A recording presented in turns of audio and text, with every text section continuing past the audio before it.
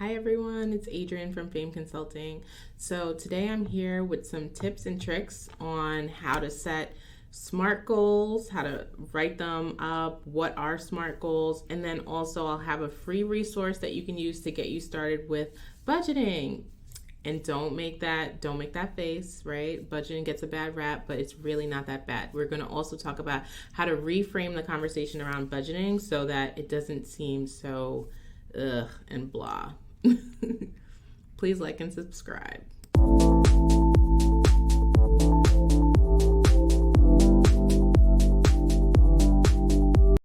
All right, everyone. It is Adrienne here from Fame Consulting. I'm here with the Lunchtime Live. I know this is going to be a tough one, right? So let's get all those feelings out of the way, right? I said the word budgeting, run away. Oh my goodness, it's bad, right? No. Budgeting does not have to have a bad rap. It's actually a really crucial part of reclaiming control over your finances, over your business operations. And with clients, I always like to start and check in here to see how are you keeping track of your records? What are your current habits? Are you someone who doesn't even want to look at the bank statement each month? Are you someone who's like, I swipe and I pray? No. We're going to reframe all of that so that we can get 2022 off to a different start. I know it's already March, but that time flew by, and you know what? You probably set some goals and you might need to revisit some of those goals. So this is why we're doing our check-in now. All right. So what is budgeting and why is it important? So budgeting really comes down to mindset and consistency. So I know you thought I was going to say dollars and cents, but it's really how do you approach it? So budgeting gets a bad rap. I'm not going to shy away from that. I'm not going to pretend it doesn't exist, but it doesn't have to, right? So if we shifted how we framed budgeting, we can go from, oh, it's a budget to this is actually a forecast, and this is actually a tool that helps me with achieving my goals. So I often try to, start off with revisiting what we think about a budget and try and encourage clients to try and make it fun or just reframe what a budget means to them. So where we start off when it comes to budgeting is start off with your goals. What do you want to do? What do you want to achieve? And by when? So once you kind of can get that idea of hey, this is what I'm up to, this is what I want to do, and I kind of have an idea of when I want to get it done by, then we use a budget to kind of put those things into place and figure out, well, okay, based on the timeline that you intended, do we need to shift things? Are you set up to actually meet that deadline? So it's really a tool. So when you're budgeting, you really want to kind of start with what is the end goal and then work backwards from there. So in order to set your goals, you want to make sure that they're SMART goals, and SMART stands for specific, measurable, attainable, realistic, and time-bound. Chances are you've probably heard this acronym before, but it's really important that when you write out your goals, that especially if they're money goals, they really hit all of these points. We want to be as specific as possible. What do you want to achieve? And then you also want to say, how will you, you want to say it and frame it in a way that it's measurable, right? So that you would be able to say, okay, I can actually measure my progress towards that. If it's a savings goal, maybe you're saying, hey, I want to each month put in $100 or put aside an X amount. You can directly measure how much you are putting away.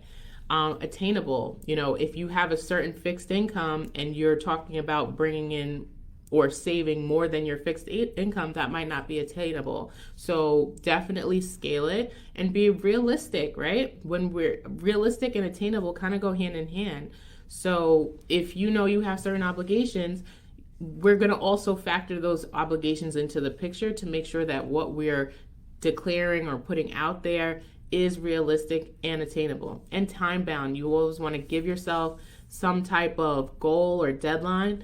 That way we're measuring the specific goal up to a certain period of time, and it's attainable and realistic based off of all the things I have going on. So if you can cover, sounds like a lot, but if you can cover all those things, you have a SMART goal. An example of a SMART goal is I want to save at least $1,000 by September 1st. That, depending on my personal budget, that might be realistic and attainable, but again, that would be an example of a SMART goal. So inside of also setting SMART goals, I also ask, well, how do you work, right? I want you to do something that's going to feel comfortable to you, that's realistic to you, right? So inside of setting the goal, we also want to reassess our habits that we have and find things that will support you with that goal. I know everyone's talking about Kim Kardashian and this whole thing about what she said about working women and, you know, being the smartest person in the room, but it's the point she was trying to really make is, who do you surround yourself with? So that might be something that you need to reassess when you're setting your goals and looking at your habits. If my goal is to save, am I going to the club every week? Am I surrounding myself with people who are big spenders? Maybe you want to reassess your company, or, you know, just surround yourself with other people who are like-minded, because you start to feed off of their energy as well. They may even have tips and tricks to support you too. So it's really important to support yourself with habits and little tools and things that will keep you pushing towards that goal, and have that positive energy also reverberate and amplify what you're up to.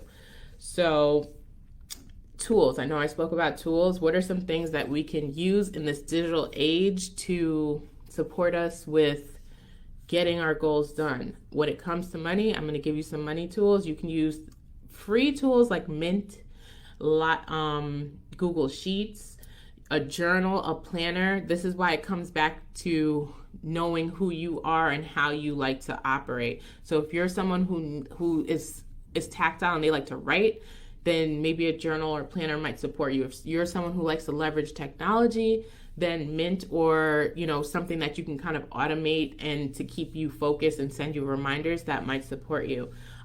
If you have a business and you have some discretionary funds in your budget, maybe consider a tool like LivePlan.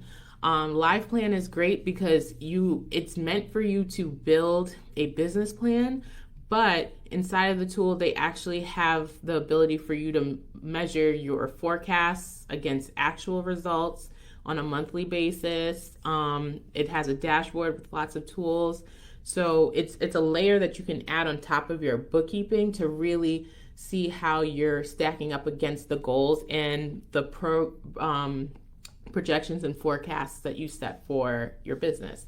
So this video is really meant for individuals. It can work for small businesses. Everyone needs a budget. Whether you're a business or if you're an individual, you really should treat your finances like if you are a $1 million corporation, and $1 million corporations didn't get that far by just, winging it. They really do put some intention and some planning in place. So I invite you to definitely revisit SMART goals, revisit what it is that you want to achieve, and then break that down into habits and steps that will support you with getting that into place. What I have up here on the screen now is our free resource. It's a monthly income and expense tracker worksheet. So for my old school people who like good old pen and paper, or, even if this is something you wanted to just have on your desktop and you just, plug the numbers in monthly to just kind of see how you're doing. You could even use this to set your budget. So let's say before the month starts, you can set your goals for how much you want to spend in each of these categories. And this is modeled after Schedule C. I also have templates if you are a S Corp or if you're a Schedule E for my homeowners. If you file a Schedule E, it lists all of the categories that are on your tax return depending on what you would be filing. So like I said, these are all the expense categories on Schedule E. You set your goals as to the amount that you would like to spend in that month. And then you could also print another copy and say, oh, well, how did I measure up actually? And, just compare, hey, this is what I wanted to do versus this is what I actually did. So with forecasting, it's really important to not just set the goal as to what I want to do, but then check in on how you actually perform so that you can readjust future periods to make it a little more realistic or to reset if you kind of fell off a little bit. So budgeting is just simply setting the budget, but the forecasting and reassessment, that is the next level of just going back and checking back in. And sometimes that's a tough thing for us to do mentally because we know, hey, I fell off, and you don't really want to see it on paper or digitally, but we have to push past that because we're so much bigger than that. We have great goals. I know you set smart, awesome goals, and if your goal is really that important, it's okay to just jump back in. If you fall off the wagon a little bit, jump back on and don't get discouraged. That's really, really what I'm talking about when I say mindset and consistency. So let's just build habits over time and reframe our mindset so that we don't, let go of, we don't have that negative self-talk. We let go of all of that, and we really just keep motivated, keep our goals in sight, and keep working towards those things. So this is just a free tool that you can use. Definitely find something that resonates with you, something that you like and enjoy, whether it's a spreadsheet or whatever feels good to you, because you always want to make it as easy as possible for you to do that check-in, and make it something that's also accessible and easy for you to see. So if you're someone who needs to print this and have it posted next to an area that you're at on a daily basis, maybe that's on your nightstand, maybe that's in your office on your desk, or something close at hand. You don't want to just set it and forget it. So those are some tips and tricks that you can use. Please feel free to comment below. I have other resources that I can share with you, and I'm happy to do a one-on-one coaching session if you feel that you could benefit from that. So thank you for joining me today, and stay tuned for our update next week.